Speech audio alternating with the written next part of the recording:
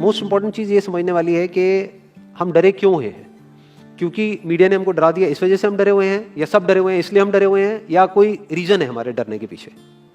Basically जो information है जिसके बेस पे हम सोच रहे हैं वो इंफॉर्मेशन सही इंफॉर्मेशन नहीं है, वो कंप्लीट इंफॉर्मेशन नहीं है, वो इनकम्प्लीट इंफॉर्मेशन है। इस वजह से हम डरे हुए हैं। अगर एक बार क्लियर हमारे पास में इंफॉर्मेशन आ जाए, हमको क्लियरली समझ आ जाए कि एग्जैक्टली हो क्या रहा है, तो हो सकता है हमारा जो डर है वो बहुत ही कम हो जाए या फिर बिल्कुल ही खत्म हो जाए। करंट सिचुएशन ये है कि नियर अबाउट 2 लाख केसेस हो चुके हैं इंडिया में, करीब करीब 5,800 डेथ्स हो चुकी हैं, 40 लाख टेस्ट हो गए हैं। और ये सबसे इंपॉर्टेंट है समझना हमको कि इस टेस्ट का क्या रोल है, जो भी हमारा डर है उससे उसका क्या कनेक्शन है। तो अगर मैं किसी से भी पूछूंगा कि भाई आप क्यों डरे हुए हो, वो कहेंगे कि इसमें डेथ रेट बहुत ज्यादा है। मैं कहूंगा कितना ज्यादा है, तो वो कहेंगे 2 लाख में से 5800 की डेथ हो गई है। तो दैट मीन्स कितना हो गया डेथ रेट, नियर अबाउट 3% हो गया। 3% का मतलब कि 100 लोगों को होता है, उसमें से 3 की डेथ हो जाती है।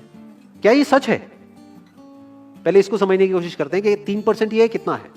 टेस्ट कितने हुए अभी तक? 40 लाख हुए हैं। और अगर किसी को देखना है कि कितने टेस्ट हुए हैं, कितने हो रहे हैं डेली बेसिस पे, तो एक वेबसाइट है worldometers.info, वहां पर जाकर के आप देख सकते हो कि डेली बेसिस पे कितने टेस्ट बढ़ रहे हैं, किस किस कंट्री में कितने कितने हैं, वो सब आ जाएगा उसके अंदर। तो अभी टेस्ट समझना जरूरी क्यों है? क्या इंडिया की पॉपुलेशन 40 लाख है? नहीं है। इंडिया की पॉपुलेशन क्या है? 130 करोड़। उसमें से टेस्ट कितने हुए हैं?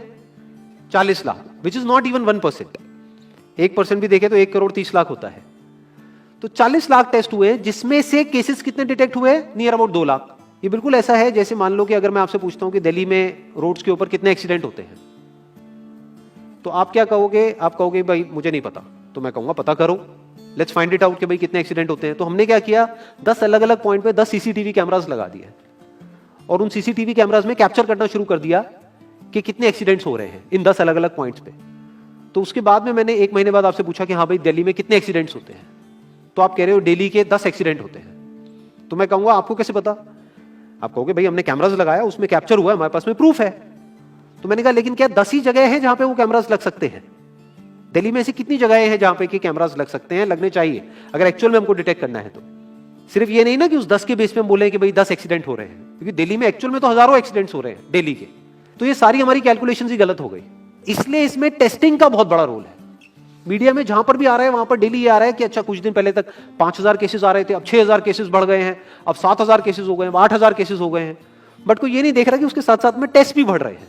तो अब एक्चुअल में डेथ रेट कितना है उसको कैलकुलेट करना बहुत जरूरी है। उसी के बेस पे डिसीजन निकलेगा कि इससे हमको डरना चाहिए या नहीं डरना चाहिए। किसी भी बीमारी से हमको डरना चाहिए नहीं डरना चाहिए, that is not on the basis of कि उसका इलाज है या नहीं है।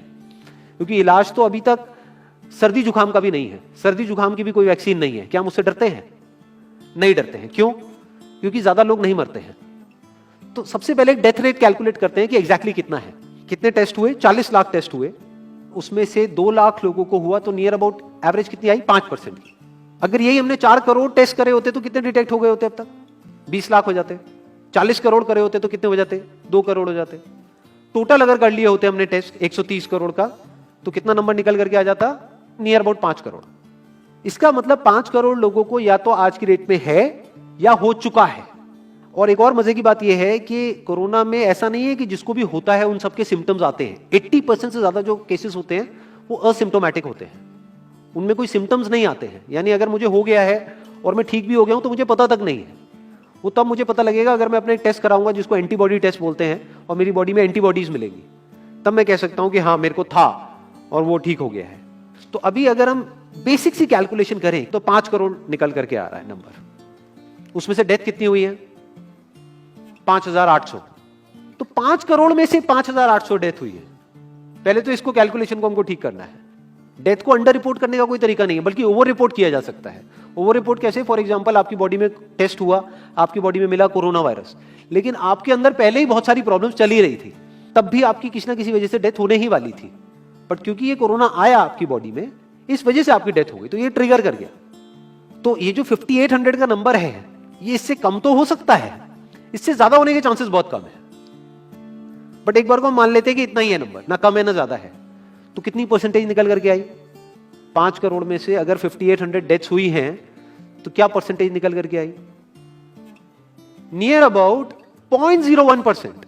ये उससे बहुत कम है जितनी डेथ्स हमारे यहां पे होती हैं रोड एक्सीडेंट की वजह से। हर साल की अगर हम एक कैलकुलेशन देखें तो 1.5 लाख से ज्यादा डेथ हो जाती है इंडिया में रोड एक्सीडेंट्स की वजह से। हर 4 मिनट में एक डेथ होती है रोड एक्सीडेंट की वजह से। और अगर अभी आप देखोगे सड़कों पे एक बहुत ही फनी चीज नजर आ रही है, टू व्हीलर पे जा रहे हैं, मास्क सबने लगाए हुए हैं, कभी भी नोट करना इस चीज को, हेलमेट नहीं पहने हुए, हेलमेट बहुत कम लोगों ने पहने हुए हैं। इससे हमको क्या समझ आ रहा है? क्या ये समझदारी है, बेवकूफी है? क्योंकि हेलमेट ना लगाने की वजह से उनके मरने के चांसेस उससे बहुत ज्यादा है, कई गुना ज्यादा है जितना कि कोरोना से मरने के उनके चांसेस है। तो ये डर है जो चारों तरफ फैल रहा है और मीडिया डर को और बढ़ाता चला जा रहा है। और क्योंकि सही इंफॉर्मेशन किसी के भी पास में नहीं है या सही कैलकुलेशन किसी के पास में नहीं है, ये जो अभी हम कर रहे हैं इसको मैथमेटिकल मॉडलिंग बोलते हैं। यानी एक डेटा को देख करके एक मॉडलिंग करी जाए और फिर समझा जाए कि एक्चुअल में जो सही डेटा है वो क्या है। ये नहीं कि लिमिटेड डेटा के बेस पे हम कोई भी कंक्लूजन ड्रॉ कर लें और उसके बेस पे डरते रहें। तो अगर इसका डेथ रेट 0.01% है तो हम सब इतना डर क्यों रहे हैं? क्या कुछ और है जिससे हमको डरना चाहिए, जिससे हम नहीं डर रहे हैं, जिसके बारे में कोई बात नहीं कर रहा है, जो इससे लाख गुना ज्यादा भयानक है? मतलब कोरोना से लाख गुना ज्यादा खतरनाक कुछ है जिससे हम नहीं डर रहे हैं और इससे हम डर रहे हैं। वो क्या है जिससे हमको डरना चाहिए? अनएम्प्लॉयमेंट। अभी पीछे कुछ आर्टिकल्स आए थे न्यूज़पेपर में जहां पे एक फिगर आई थी निकल करके, I am not too sure ये फिगर कितनी सही है कितनी नहीं है, जहां पे आया था कि 13 करोड़ लोग अनएम्प्लॉयड हो गए। इस फिगर से हमको डरना चाहिए। 13 करोड़ लोग अनएम्प्लॉयड होने का मतलब हम समझते हैं कि इसका मतलब क्या है?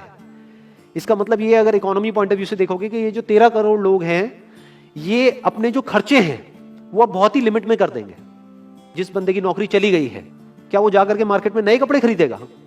क्या अपने बच्चों के लिए खिलौने खरीदेगा? ट्रैवल एंड टूरिज्म तो भूल ही जाओ। ऐसी और हजारों इंडस्ट्रीज हैं जिनकी धज्जियां उड़ जाएंगी क्योंकि डिमांड कम हो जाएगी ओवरऑल इकोनॉमी के लेवल पे। जब डिमांड कम होगी तो क्या करना पड़ेगा इन ब्रांड्स को, इन कंपनीज को क्या करना पड़ेगा, इन मैन्युफैक्चरर्स को क्या करना पड़ेगा? अपनी सप्लाई को कम करना पड़ेगा। जितनी उन्होंने सप्लाई कम करी, अनएम्प्लॉयमेंट और बढ़ गया कि आज जो नंबर 13 करोड़ है वो बढ़ करके कितना हो गया? 20 करोड़। यानी पूरा का पूरा लूप बन जाएगा। इस लूप को बोलते हैं रिसेशन, जो ग्लोबली ऑलरेडी रिसेशन आ चुका है।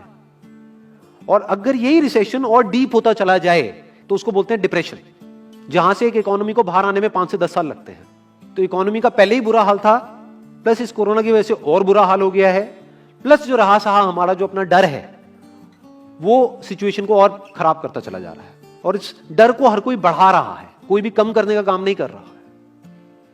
एक्चुअल में अगर आप मेरे स्टैंड पॉइंट से देखोगे तो डरने की कोई जरूरत ही नहीं है, क्योंकि जो डेथ रेट है वो बहुत ही कम है। तो हम डर क्यों रहे हैं? सोचो। बस इसलिए कि डेथ नहीं होनी चाहिए। अगर यही हमारा ऑब्जेक्टिव है कि डेथ नहीं होनी चाहिए, मतलब हम कहते हैं कि किसी की डेथ नहीं होनी चाहिए, तो फिर तो लॉकडाउन परमानेंट हो जाना चाहिए, सड़कों पे निकलना ही नहीं चाहिए, क्योंकि सीधा सीधा 1.5 लाख डेथ बचेंगी। 1.5 लाख लोग जो हर साल एक्सीडेंट में मरते हैं उनको हम बचा सकते हैं ना, उनकी लाइफ बच जाएगी।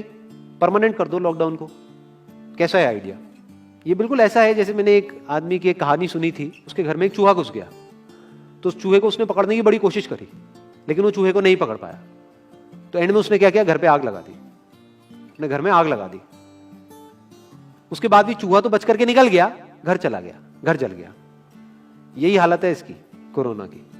इस डर को हमको खत्म करना पड़ेगा, तब जाकर के इस प्रॉब्लम का एक्चुअल में सॉल्यूशन निकलेगा, जो रियल प्रॉब्लम है। और रियल प्रॉब्लम कोरोना नहीं है। रियल प्रॉब्लम क्या है? हमारी जो इकोनॉमी है। रियल प्रॉब्लम क्या है? अनएम्प्लॉयमेंट। तो इस वीडियो के थ्रू मैं अपनी एक हम्बल रिकमेंडेशन देना चाहूंगा गवर्नमेंट ऑफ इंडिया को, या जो भी लोग एक पर्टिकुलर पोजीशन पे हैं उन लोगों को, कि हमको टेस्ट करने कम करने हैं, टेस्ट बढ़ाने नहीं है। अभी हम गलती क्या कर रहे हैं? टेस्ट बढ़ाते चले जा रहे हैं, जिसकी वजह से केसेस बढ़ते चले जा रहे हैं, जिसकी वजह से डर बढ़ता चला जा रहा है। गवर्नमेंट क्या एक क्राइटेरिया नहीं बना सकती कि जो क्रिटिकल केसेस है बस उन्हीं का टेस्ट करो, क्योंकि उन्हीं को हॉस्पिटल में एडमिट करने की जरूरत है, तो उन्हीं का टेस्ट होना चाहिए ना। जो वैसे ही ठीक हो रहे हैं, अपने आप ही ठीक हो रहे हैं, जिनको माइनर सिम्टम्स हैं और वो खुद ही ठीक हो रहे हैं, उनका टेस्ट करने की क्या जरूरत है? उससे तो पैनिक और बढ़ेगा। और अगर टेस्ट कर भी दिया तो हम करने क्या वाले हैं? उनको क्या हॉस्पिटल में एडमिट करने वाले? नहीं, घर पे क्वारंटाइन करने वाले हैं। अभी जो क्वारंटाइन वाला फंडा है, ये भी जब बेस छोटा होता है तब तो काम करता है, जब करोड़ों में हो जाता है तब काम नहीं करता है। मैं अगर एग्जांपल से समझाने की कोशिश करूं, जो मेरी थॉट प्रोसेस है उसको इमेजिन करो। एक ऐसी सिचुएशन है कि हमें घर में है और चारों तरफ से बाढ़ आई हुई है, और ये जो घर है हमारा वो ऐसा है, इसको इमेजिन करो, जहां पे हजारों दरवाजे हैं। तो हम क्या करें? इसमें से एक दरवाजे को पकड़ लें और उसी को पक्का करते चले जाएं। ये है क्वारंटीन, और बाकी के हजारों खुले पड़े हैं। एक को हम पक्का करते चले जा रहे हैं क्योंकि यहां से पानी अंदर नहीं आना चाहिए। इंडिया की पॉपुलेशन क्या है? 130 करोड़। टेस्ट कितने हुए हैं अभी तक? 40 लाख। दिल्ली के कितने हो रहे हैं? 1 लाख। महीने के कितने हुए? 30 लाख। साल के कितने हुए? 3 करोड़ 60 लाख। तो यानी कि अगर हमको सबका टेस्ट करना है तो कितने साल लगेंगे? 36 साल। तो जब हमको दिख रहा है साफ साफ कि हम सबका टेस्ट कर ही नहीं सकते, तो हम टेस्ट क्यों बढ़ाते चले जा रहे हैं? या तो सबका टेस्ट करो और सब में से सबको देख करके सबको क्वारंटाइन कर दो। ये बिल्कुल ऐसा हुआ कि वो जो घर है जिसकी मैंने अभी बात करी, या तो उसको हर तरफ से सिक्योर करो कि अगर उसके 1000 दरवाजे हैं तो एक को बंद मत करो, सारे बंद कर दो। तब आप कह सकते हो कि यहां पानी अंदर नहीं आएगा, कि हमने 130 करोड़ लोगों का टेस्ट कर लिया है, उसमें से केसेस निकल गए हैं 6 करोड़ और 6 करोड़ को हमने क्वारंटीन कर दिया है, अब ये आगे नहीं फैलेगा, अब 6 करोड़ से 10 करोड़ पे नहीं जाएगा। बट हमने टेस्ट ही करे 40 लाख, जिसमें से केसेस आए 2 लाख। अगर इन 2 लाख को हमने क्वारंटीन कर भी दिया तो बाकी करोड़ों लोग तो बाहर घूम रहे हैं ना, तो उससे होगा क्या? तो अब हमको समझ जाना चाहिए कि इसको रोकने का कोई तरीका नहीं है। तो अब इसका प्रैक्टिकल सॉल्यूशन क्या है? गवर्नमेंट की तरफ से हमको सिर्फ ये इंफॉर्मेशन चाहिए कि भैया अभी कितने बेड्स ऑक्यूपाइड हैं आपके स्टेट में, और अभी कितने और आपने अरेंजमेंट कर रखा है और कितने और कर सकते हो। अब वो बेड चाहे किसी हॉस्पिटल में हो चाहे किसी होटल में हो। और प्लस ये इंफॉर्मेशन क्यों नहीं जा रही लोगों के पास में कि इतना डरने की जरूरत नहीं है जितना आप डर रहे हो। हाँ ठीक है, प्रिकॉशंस लो, सेफ्टी मेजर्स लो, सोशल डिस्टेंसिंग को मेंटेन करो, लेकिन इतना डरने की जरूरत नहीं है जितना आप लोग डर गए हो, क्योंकि डेथ रेट कम है। ये इंफॉर्मेशन जानी चाहिए अब लोगों के पास में, वक्त आ चुका है। अगर ये नहीं गई तो प्रॉब्लम सॉल्व नहीं होने वाली इकोनॉमी के लेवल पे। कॉन्फिडेंस खत्म हो चुका है, रियलिटी को हमको पहले समझना होगा। अभी प्रॉब्लम क्या हो रही है? हम कह रहे हैं कि हाँ कंस्ट्रक्शन एक्टिविटीज अलाउड है। गवर्नमेंट को क्या लग रहा है? अलाउड बोल करके सारी प्रॉब्लम सॉल्व हो जाएगी। अलाउड तो हो गई, बट मेरे जो फ्रेंड्स हैं जो कंस्ट्रक्शन इंडस्ट्री में हैं वो बता रहे हैं कि लेबर ही नहीं है, लेबर सारी अपने गांव चली गई है। तो अब कौन कंस्ट्रक्शन करेगा वहां पे? अब ये लेबर चली तो गई है, इसको वापस कैसे बुलाओगे? मीडिया में अगर रोज ये दिखेगा कि केसेस बढ़ रहे हैं, केसेस बढ़ रहे हैं, केसेस बढ़ रहे हैं, वापस आएंगे वो लोग? 1 से लाख नहीं आएंगे। तो उनको मीडिया में क्या दिखना चाहिए, न्यूज में क्या दिखना चाहिए? कि अब ये प्रॉब्लम सॉल्व हो रही है। तो लोगों के अंदर का डर निकलना चाहिए। यानी जो भी मैंने अभी तक कहा, अगर मैं उसको सम अप करूं तो वो क्या है प्रैक्टिकली, अगर पॉइंटर्स में सॉल्यूशन देखा जाए। नंबर 1 मोस्ट इंपॉर्टेंट, टेस्ट धीरे धीरे हमको कम करने हैं, बढ़ाने नहीं है। दिन के 1 लाख टेस्ट हो रहे हैं, मैं ये नहीं कह रहा कि एकदम से 10,000 कर दो, 1 लाख के 90,000 कर दो, एटलीस्ट बढ़ाओ मत। समझ गए? 1 लाख के 1.5 लाख टेस्ट मत करो दिन के, 2 लाख मत करो, क्योंकि तब भी 36 साल लगेंगे पूरा करने में। अगर आपने स्पीड डबल भी कर दी तब भी 18 साल लगेंगे।